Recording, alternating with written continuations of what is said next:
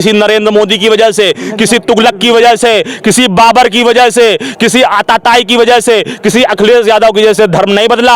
हम हिंदू थे, हिंदू हैं, हिंदू रहेंगे। आदि परंपरा से हिंदू है। भारत हमारी मातृभूमि है, पुण्य भूमि है, कर्म भूमि है। राम को लाने की हैसियत किसी को नहीं है। जो राम को लाने की दम भरता, राम उनको लाए हैं। राम के अस्तित्व के कारण इस जगत का अस्तित्व है, और जो इस भूल में है उसका पराभव निश्चित है। वह निश्चित ही दिवा स्वप्न देख रहा है। राम को लाने की आपकी हैसियत क्या है? आप हैं कौन? आप खुद दूसरों के आशीर्वाद पल रहे हैं। आप खुद डेमोक्रेसी पर, लोगों के मंगल कामनाओं पर, लोगों के वोट के कारण आपका अस्तित्व है।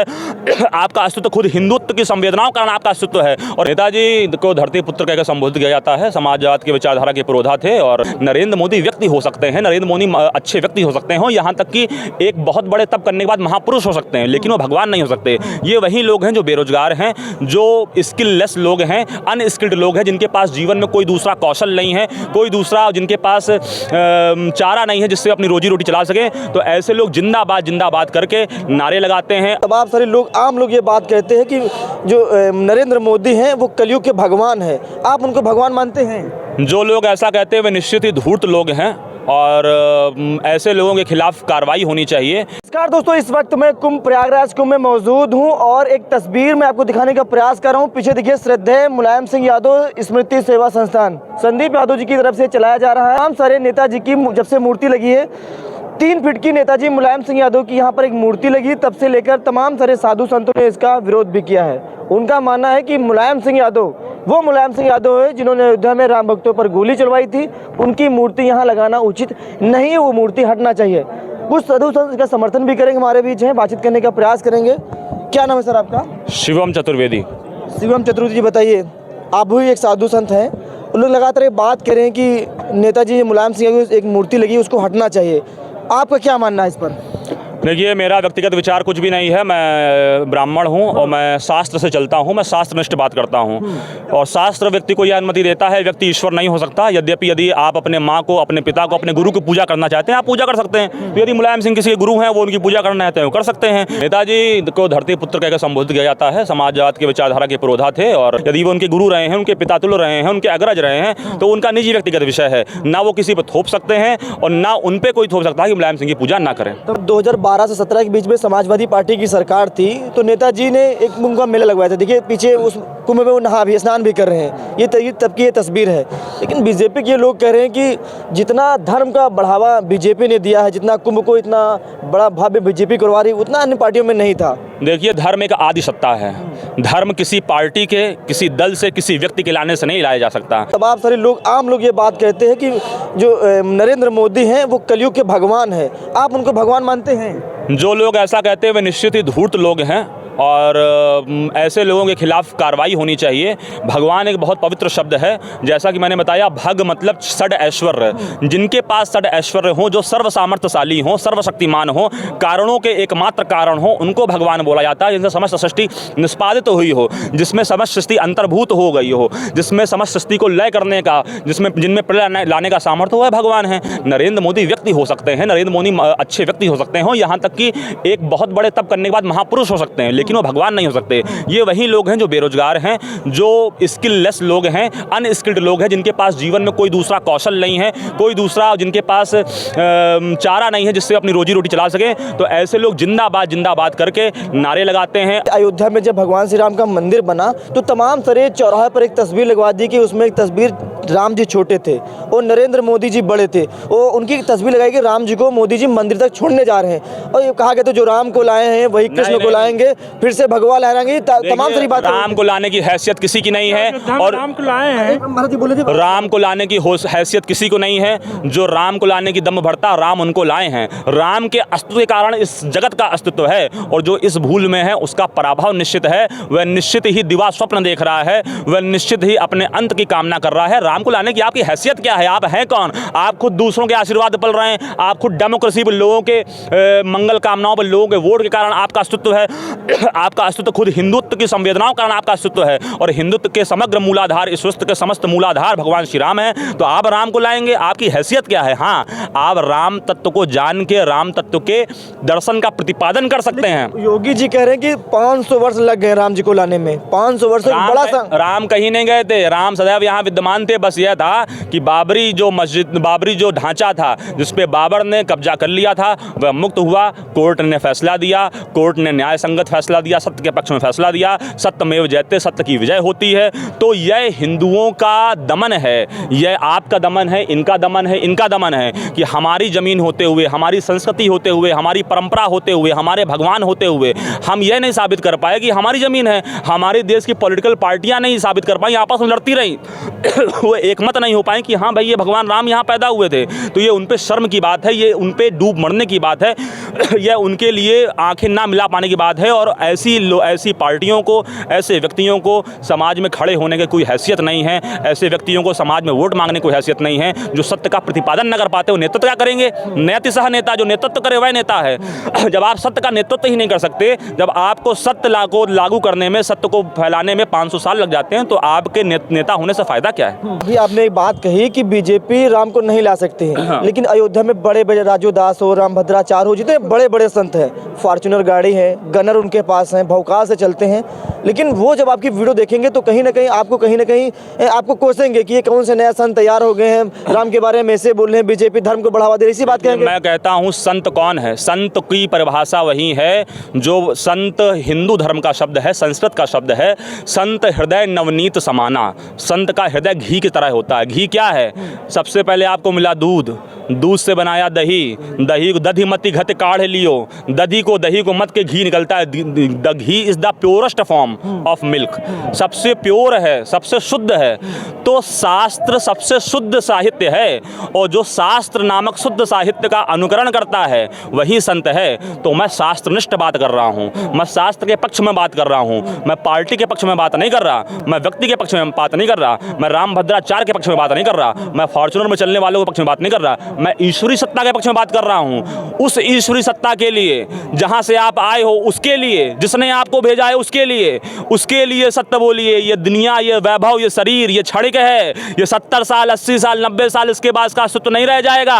अस्तित्व रह जाएगा आपके विचारों का, अस्तित्व रह जाएगा आपके सत्य का, अस्तित्व रह जाएगा आपकी धर्मनिष्ठा का। आज आपके बाबा के पिता आज नहीं पता कहाँ हैं, वो उनका अस्तित्व नष्ट हो गया, उनका शरीर नष्ट हो गया, लेकिन उनके विचार, उनकी ऊर्जा आज भी आपके अंदर गुंजायमान है। तो इसीलिए यदि जो व्यक्ति अपने आप को अमर रखना चाहता है, जो व्यक्ति इस कुंभ में आया है, तो उस व्यक्ति को अपने विचारों को शुद्ध रखना चाहिए, अपने विचारों को सत्यनिष्ठ रखना चाहिए, क्योंकि व्यक्ति अमर अपने विचारों से होता है, अपने आचरण से होता है। और यही कुंभ की सार्थकता है, यही कुंभ का प्रतिफल है, यही अमृत स्नान है। क्योंकि वयम अमृतस्य पुत्रा, हम अमृत के पुत्र हैं। हम मरने वाले नहीं, हम मर जाएंगे, हमारा शरीर मर जाएगा, लेकिन हमारे विचार युगों तक जीवित रहेंगे। क्योंकि sound is a type of energy, and energy can neither be created nor be destroyed but can be converted into one form to another. ऊर्जा कभी नष्ट नहीं होती, शब्द एक ऊर्जा है, शब्द ब्रह्म है, ये रूपांतरित होती है, ये लोगों को प्रभावित करेगी, लोगों को प्रेरित करेगी। और वहाँ पे जब न्याय होगा तब ना नरेंद्र मोदी आएंगे, ना मुलायम सिंह यादव आएंगे, ना अखिलेश यादव आएंगे।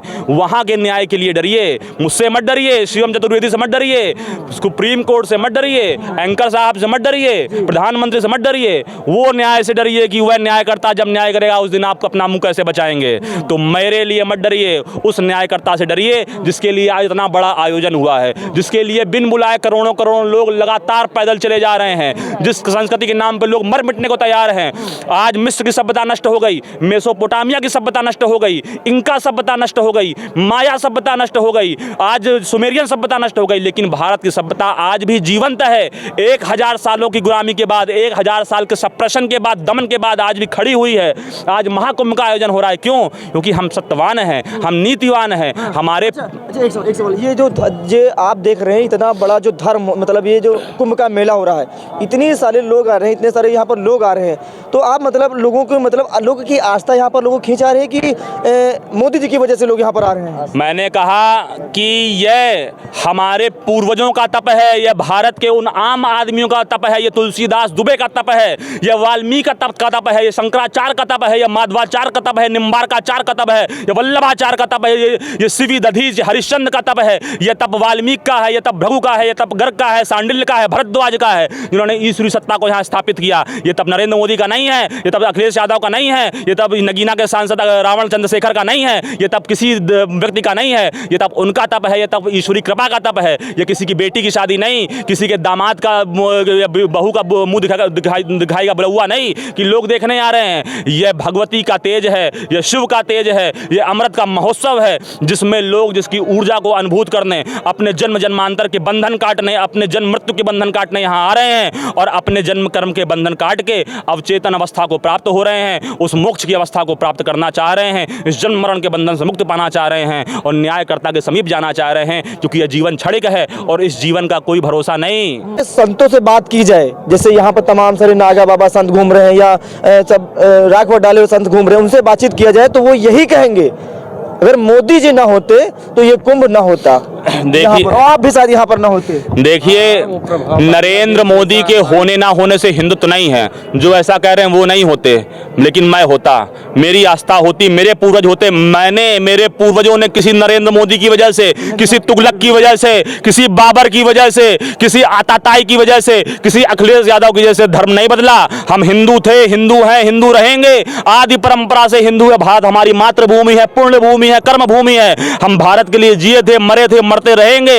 हम ईश्वर में आस्था रखते हैं। हम नरेंद्र मोदी, भारतीय जनता पार्टी, समाजवादी पार्टी में आस्था नहीं रखते। हमारी आस्था भारत से है। राजनीतिक दल आएंगे, नष्ट हो जाएंगे, नेता आएंगे, नष्ट हो जाएंगे, लेकिन देश रहेगा विद्यमान, धर्म रहेगा विद्यमान, सत्य रहेगा विद्यमान। इसीलिए मैं आज उस अक्षुण्ण सत्ता, जो सत्य है, जो भारत है, जो ईश्वर है, उसके लिए खड़ा हूं। जो ऐसी बात करते हैं, बचकानी बात करते हैं, उनके अंदर ज्ञान का अभाव है, उनके अंदर चिंतन का अभाव है, उनके अंदर दार्शनिक सोच का अभाव है और उनके अंदर सत्य कहने की क्षमता का अभाव है। अच्छा, राम भद्राचार्य अयोध्या के बड़े संत हैं, आप लोग शायद उनका जानते हो? जी जी बिल्कुल जानते हैं। उनसे हमारी एक बार बातचीत, वो कह रहे थे अखिलेश यादव राम के विरोधी हैं। देखिए, राम का कौन विरोधी है, उसकी एक तर्क संगत व्याख्या है। तुलसीदास जी या वाल्मीकि रामायण में आप देखेंगे राम का विरोधी कौन है। भगवान राम ने किसको मारा? भगवान राम ने मारा किसको? रावण को। भगवान राम ने किसको मारा? भगवान राम ने मारा ताड़का को, बाली को। भगवान राम क्या कहते हैं? अनुज बधू भगनी सुतनारी सुनसठ कन्या सम एचारी इन्हीं कुदष्टि बिलोकई जेई ताई बधे कछु पाप ना होई।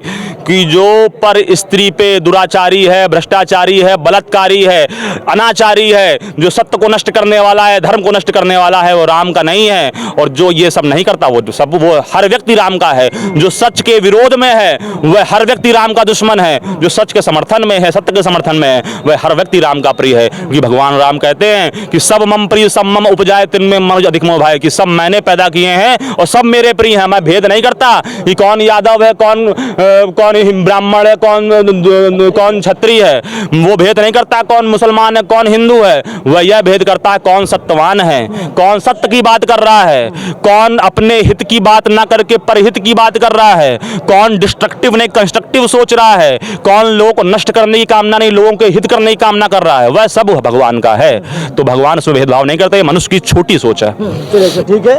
और इस वक्त मैं कुंभ में मौजूद था और हमारे बीच महाराज जी थे, उनसे हमारी बातचीत हुई है। और आजकल के जो साधु संत हैं, बड़े बड़े साधु संत से अयोध्या में जब भगवान राम का मंदिर बना, वहां हम जाकर साधु संतों से बातचीत किया तो वो कह रहे थे जो इस वक्त आस्था है वो नरेंद्र मोदी जी की देन है। जब प्रभु श्री राम का मंदिर बना तब भी लोग बता रहे हैं कि मोदी ना होते, योगी ना होते तो वो मंदिर ना बनता।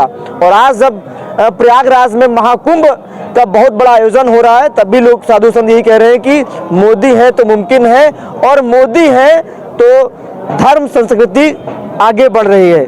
लेकिन हमारे भी जो महाराज जी ने वो अपनी बातों को बिल्कुल बेबाक तरीके से रखा है। लेकिन ये वीडियो तक तमाम सारे भाजपा के लोग देखेंगे तो महाराज जी को गाली सुनने को मिलेगा कहीं ना कहीं। देखिए, गाली व्यक्ति की अपनी मानसिकता है, वह उस व्यक्ति के अपने ऐतिहासिक गौरव, अपने कुल परंपरा के बारे में बताती है। व्यक्ति की भाषा, व्यक्ति की वाणी, उसके बैकग्राउंड, उसके चिंतन, उसकी शैली, उसके परिवार, कुल गोत्र परंपरा को दर्शाती है। तो ये वीडियो जब चलेगी तमाम सारे लोग कहेंगे ये बाबा ढोंगी ढोंगी ढोंगी ऐसे बात कहेंगे। जब वीडियो चलेगी कमेंट में ये बातें आएंगी। देखिए, मैं ढोंगी हो सकता हूँ लेकिन मेरे शास्त्र, मेरे वेद, मेरे पुराण, मेरे 6 शास्त्र, मेरे दर्शन, शंकराचार्य, वल्लभाचार्य, निम्बार्काचार्य, ऋषि गर्ग, ऋषि भरद्वाज, ऋषि सांडिल्य, ऋषि कात्यायन, वे ढोंगी नहीं है। जिनकी जिनकी वजह से तुम्हारा अस्तित्व है, जिनकी वजह से इस धरा का अस्तित्व है, क्योंकि संतों के कारण, सत्यनिष्ठ के कारण ये धरा आज टिकी हुई है, वे ढोंगी नहीं है। तो तुम्हें उनकी सौगंध है, तुम्हें उस न्यायकर्ता की सौगंध है कि उससे डरो, मुझसे मत डरो, उसके न्याय से डरो।